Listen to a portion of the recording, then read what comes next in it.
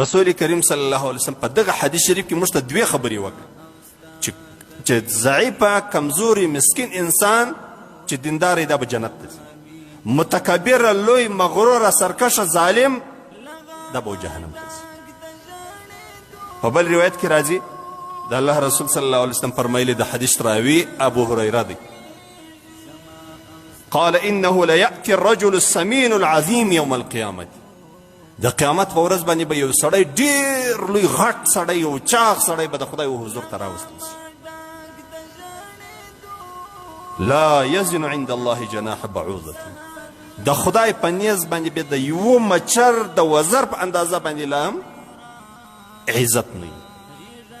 یعنې دغه به ډېر لوی سړی وي، ډېر لوی جسامت به لري، ډېر لوی بدن به لري، لیکن د خدای په نیز باندې د یو مچر د وزر په اندازه باندې به لا عزت نه وي.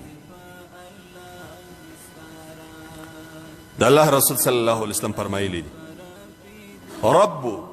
رب اشعث اغبر مدفوع بالابواب لو اقسم على الله لابره. ای انسانانو، دا د دنیا په زینت او په مال او په دولت مخه تاوز. ډېر وخت داسې یو انسان وي چې به بر سری وي، په خاورو په دوړو باندې سپیره وي او خلک یې خپلې دروازې ته نه پرېږدي.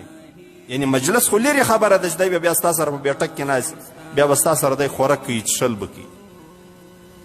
خلک یې خپلې دروازې ته نه پرېږدي، له دروازې پسې اخلي، خو د الله په نیز باندې دونه عزتمن یې چې قسم په خدای باندې وکړي الله یې په د قسم کې نه حنیس کوي.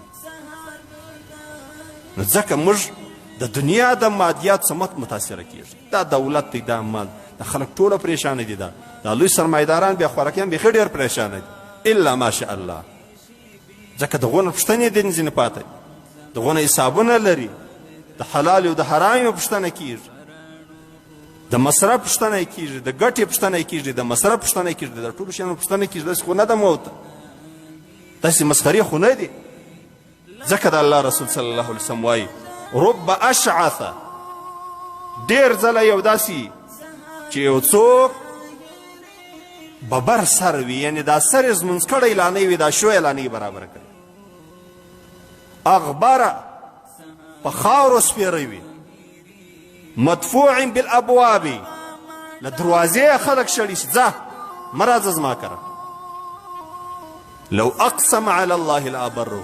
د الله رسول وایي که چیرې قسم پر خدای باندې واخلي، لیکن عزت و کرامت الله دونه ورکړي چې قسم په خدای وکړي چې دا کار به دا رقم کېږي، هغه کار وسي. د حدیث شریف روایت مسلم کړی.